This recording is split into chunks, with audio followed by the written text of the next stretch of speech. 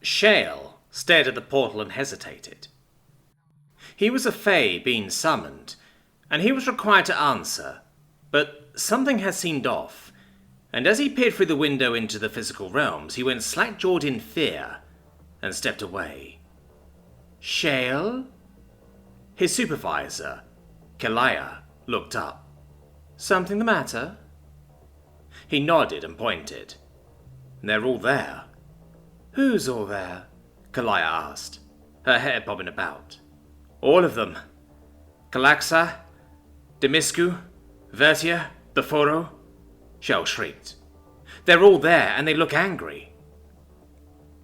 Kalaya stood and walked over to see for herself. She jumped back in fear. Ancients assholes. That's a lot. Let me ring the boss. Kalaya pulled a small bell from her pocket and went to a mirror and rang it a few times. Eventually, a blue-skinned man with a long red ponytail appeared. He looked dreadfully bored and sighed as he responded. Supervisor Kalaya, how may I be of assistance? He smiled. Well, Director Kratokus, we have an issue. Several of the physical races seem to have compared notes. Kalaya winced. The director groaned. How many? 20 by my count, and there are some I can't identify, Kalaya explained. I'll be down shortly to have a look. In the meantime, do not engage in negotiations, the director ordered. We don't want another incident like the one a couple millennia ago. Kalaya nodded and walked back to the portal as the mirror faded. What's that race? Shale asked. He was young and inexperienced in the ways of the galaxy. Kalaya looked and squinted. Oh, that's a human, she smiled. Kalaya liked humans. They were always willing to make bargains, but since they began to rely on science more and more, they had made far fewer bargains. It was sad, but Fae has to use their deals to eke out their existence in the Mana Realms.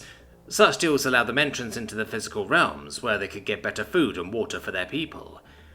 It was doubly a shame too, since humans had the best foods. That one seems entertained, Shale observed. That's a male, yes? Possibly.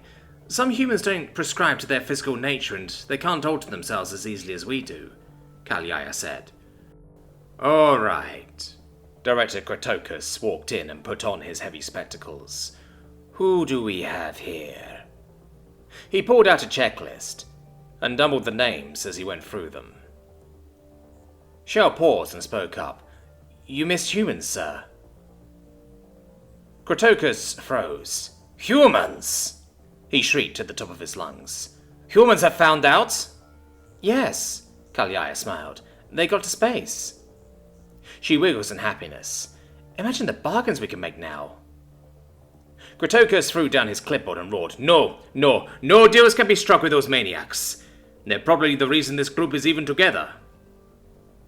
Shell looked back at the portal. Could you explain, Director?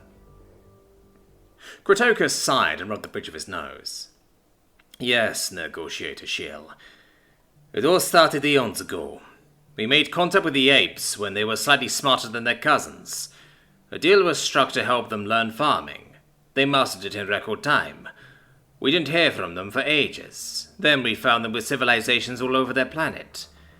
Many deals were struck, small-scale ones. Access to forest at night and such. Then about 1,000 of their years passed and we were forgotten. We tried to get their attention and one last deal was struck. We don't interfere with their dealings and they give us low-end access to all the spots we'd asked for. They forgot even that deal, but there's little we could do to them at that point. Why? Shale asked. We have cause for that. So do they, Kratokus groaned. We tried once. The leaders demanded access to their own lawyers and our laws. We granted this as it was owed to them in fairness. He hesitated. We forgot that our laws do not take into account time. Past lawyers? Spirits? Shale asked. Future lawyers, Kratokus groaned, which they also used to get a heads up on some tragic natural disasters that would have befallen them. Shale smiled. Clever physicals. Kalyaya laughed. Yes, but I don't see the problem. Krotokus grumbled. Well, we were kind of miffed, so we cut off contact and contracts. Oh no, Shale pouted. We can't do that. We did.